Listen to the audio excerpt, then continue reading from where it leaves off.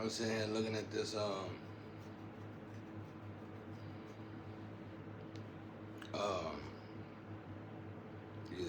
I love this stuff. The 9 levels of angels in the Bible and stuff like that. I love stuff like that. Cause it's like I ain't seen much of them. I ain't seen many of them. I ain't seen many. I seen 3 or 4 of them, and I see the same ones over and over again. I think I first started noticing them in 2022 or something like that, 2023, maybe 2024. But it brings clarity to what I've been, these what you call it. It's like I realized that prayer, a prayer warrior, I realized faith without works don't work. You gotta look at that in a broad way. And I realized if you pray to God, we all got a lot of issues in the world today. And just like Jesus did when he healed everybody, he would tell them, don't go back to whatever you were doing. That's the same issue we got today.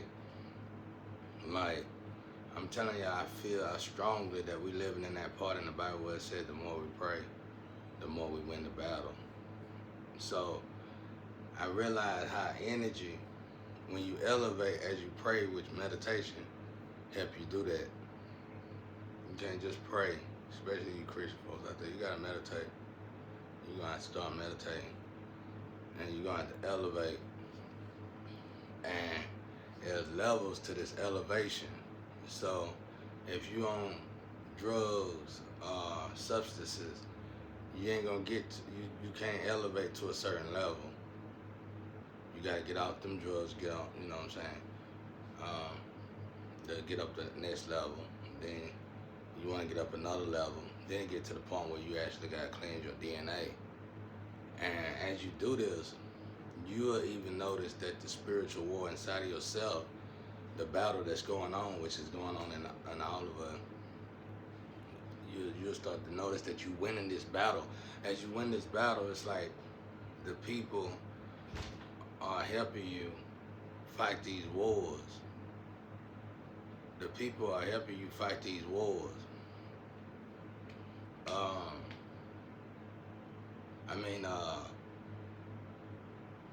Your guardian angels is already in war. They winning. You start to notice they winning as you elevate somehow. So for me, I'm trying to explain. I really can't explain it, y'all. It's so deep.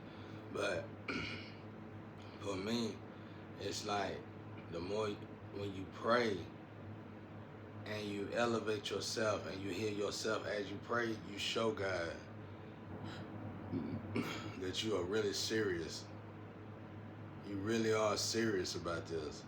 It's beyond cuss words and stuff. You need to watch your language, okay, all that. But it's way beyond that. It's internal. It's like, it's to the point, I always say this to people. In the Bible it says the hardest thing to tame is the tongue, which in other words, obviously would be the last thing to be able to tame, right? But some of y'all can't even tame your sexual desires. Some of us can't even tame habits, external habits. So you look at it in a perfect synchronicity. You look at it like, okay, you cleanse all this, then you're going to get to the point where you're going to work on your words. And then it's still beyond cuss words, because it's like you're going back and forth from your internal and external way of thinking, because words is power, you know. As soon as you say, if you don't elevate it this high, anybody can manifest at a rapid pace. So you want to think, you want to think righteous. You want to get the righteous mindset of thinking. I lean hard on it ain't what goes in a man defiles a man, what comes out. We living in a perverse world, and if you keep on trying to hide from what's going on around you, eventually it's gonna devour you. So it's best you find peace within yourself to know that you are strong by yourself, And that's what it's all about. The test is gonna be here. The test is meant to be here. You trying to get to heaven, and God want the best in heaven. So you're gonna get tested, and you're gonna pass these tests or fail these tests. I hear a lot of couples say, well, "What do? You do all that." Trust me, you just gotta cross that bridge. But for my own opinion, it's a lot better. And if I could talk to my ex-wife, if we were side by side, I bet you we'll both agree on it. It's a lot better because she didn't get to experience that life before she got married to me. So it was a struggle in the relationship because she wanted to experience that life. Because I think on a personal level, she felt like she couldn't get tough. She wasn't tough enough. She wasn't hard enough. She didn't fit the description or whatever description she was trying to fit. Nobody respected her. But what she didn't know is that the problem is that it's lonely at the top. Everybody respected her, and that's why they acted like they didn't respect her, because they wanted her to feel out of place.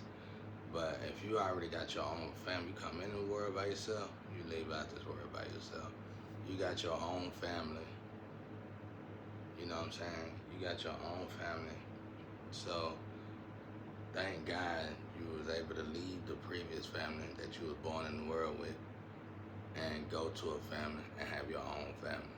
Because your friends and all that, whatever y'all got going on out there, that's all temporary. You know what I'm saying? And families is too. You come in the world by yourself, that is too. But it's love within the family. It's supposed to be anyway. You're there for each other. It's a greater love than it is with gang members and corporations. A greater love within the family. You don't take nobody home. You don't invade in nobody's home. You don't break up nobody's home. And they don't. And the people in the home don't invite the devil in the home. Period. So, and if you do, it's gonna be catastrophic, like this broken home right here that I'm in. You know, the family, the last people on the list to worry about. So,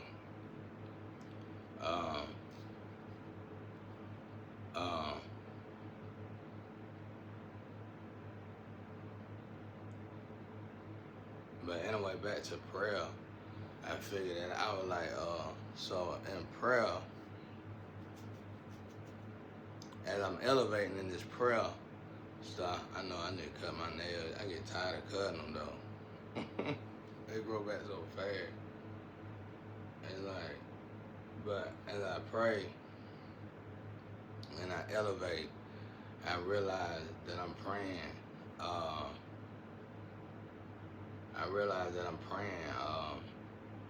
And I'm elevating, and I'm seeing the spiritual, because I got so high in vibration.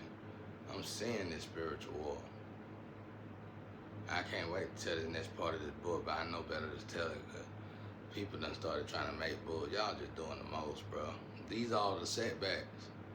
Because this book can only be written by God, bro. You ain't pissing me off, you pissing God off. Y'all keep doing this. I don't know what y'all got going on. Some of y'all can do stuff because you for God. Even the dancers, some of y'all probably dancing, and you can do it. You for God. You on the same team as God. But a lot of y'all just throwing people in the tunnels or whatever they is and ciphering. And it's saying it falls under that. This ain't it right here, but the 7 heavens. Go to that. Let me see what's going on. Because I didn't even know that until I seen it yesterday. And I already been teaching that. But I couldn't explain it because it's hard to get it. But I don't know how to pronounce that. But like I said, it's one of these. Like, this is the 9 levels of the angels in the Bible, the true appearance of heavenly being. But it's the 7 heavens, something. And in the 3rd or 2nd heaven, it says, Moses or somebody said, Noah 1, Enoch 1 said, what happened to these people right here? These angels, why they need chain? And it said because they chose to be in sorcery and use sorcery on the innocent. That's what I read yesterday. And we got to pay attention to that now. Because that kind of sorcery can only be done by fallen angels. So they write you off as witches and warlocks. Now, don't that bring clarity and proof in the fact of what I said? In order to be a witch or a warlock, you will have to clip your wings. Now you go to this 7, and like I said, I just seen this yesterday. You go to this 7 heaven. You go to this 7 heaven, and there's 7 heaven something, but it goes through 7 heaven, and either the second one or the third one, it shows these angels in chains, and the person out the Bible said, Moses or Enoch or one of them said, so what's wrong with these angels? So they kept using sorcery on the innocent for wealth. So don't they look like what I'm going through? There's an organization and they putting people in this tunnel, and these people are putting magic on these people to make these people seem dead or buried alive, and then they taking people's gifts from them. Wouldn't that be sorcery? We too busy looking at sorcery like it's some kind of mysterious supernatural magic, glittery stuff gonna be all over the place. It's right here in front of our face. Technology being swiped up, swapped, fraudulent crimes, people switching identity. Isn't that sorcery? We ain't even paying attention, bro. You swapping, you bending, let's say you're a car reader. And I always say this, if you're a car reader, you conduit, y'all input is way more greater and stronger than the police department. And maybe government officials, because y'all can literally bend energy. Wouldn't that be sorcery? If you tell somebody they flame a twin is over here, and the card tell you the flaming twin, that's they flaming twin. Them kings and queens are royalty.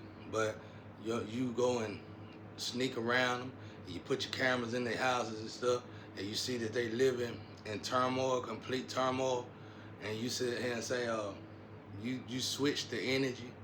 You go back to the person, because this person probably got money. You go back to this person, he hurting, honey. He ain't got nothing, honey. I'm telling you, honey, let me read your card. Oh, it's a twin over here. And he got the money, honey. That's where you supposed to be at, honey. And y'all like to say, keep it. You know what, honey? Don't lose yourself with him. I wouldn't do it, honey. You know how y'all get all ratchet. And y'all don't even know what ratchet is. You always try to stipulate ratchet on people like that's born in poverty areas. But anybody can be ratchet. I done seen more rich and wealthy people ratchet than poor people. But anyway, so you go ahead and you do this. Let me see how it go. Okay, so you mess up that energy, and you tell them, that's the way. Then you not only you just bent the energy.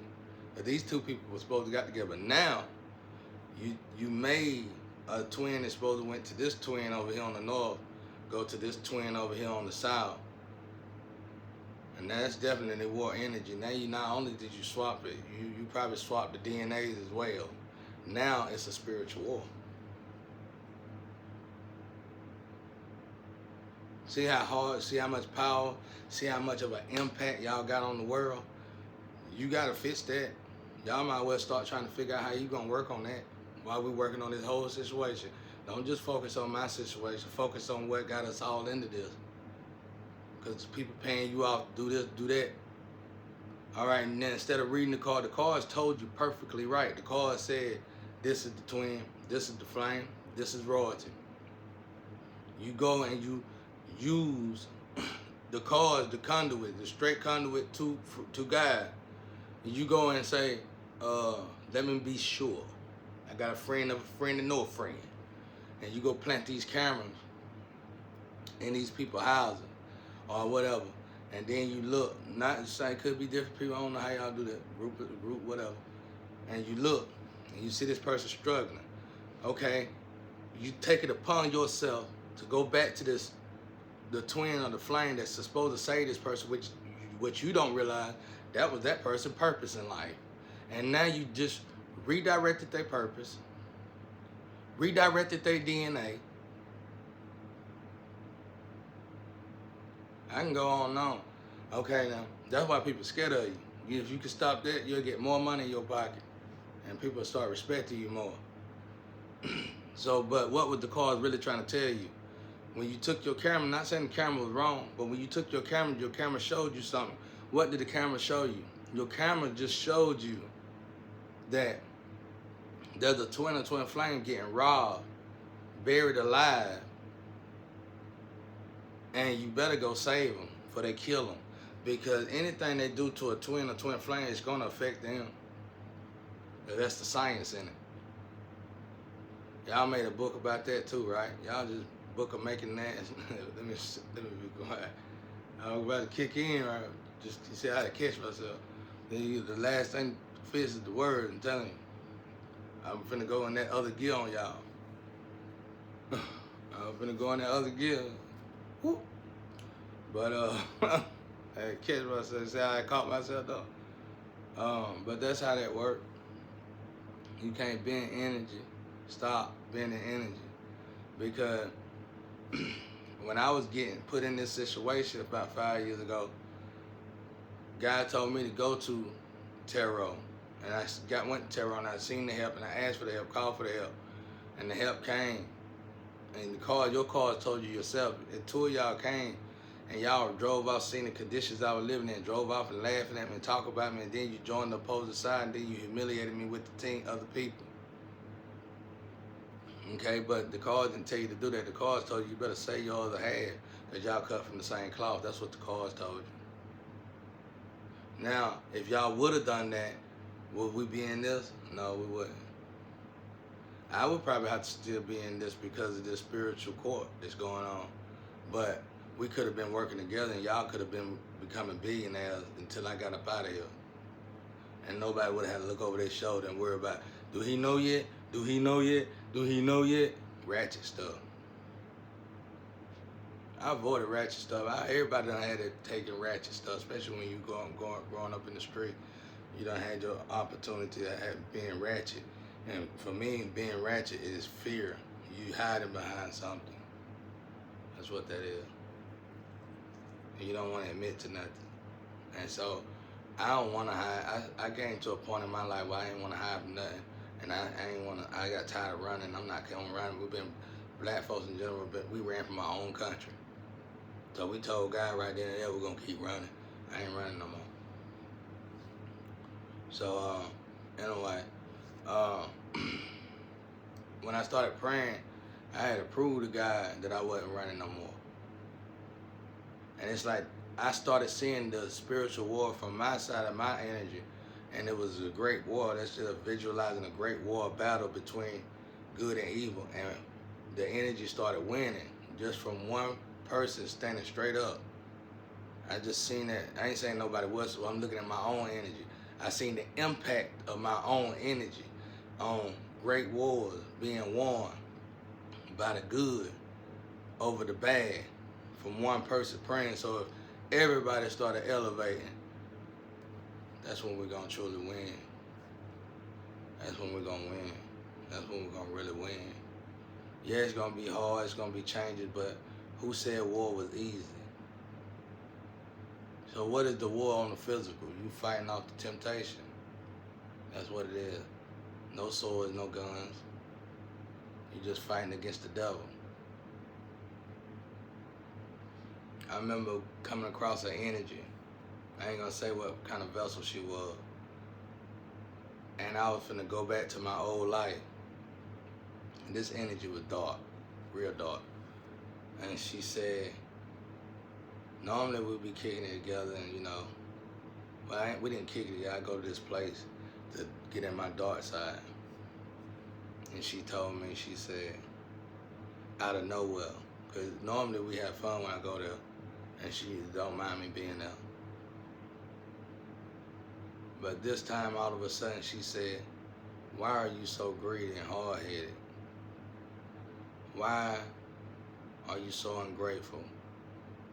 And she said, "Why are you failing to do what you're supposed to do?" And that freaked me out because this person wasn't supposed to talk to me like that.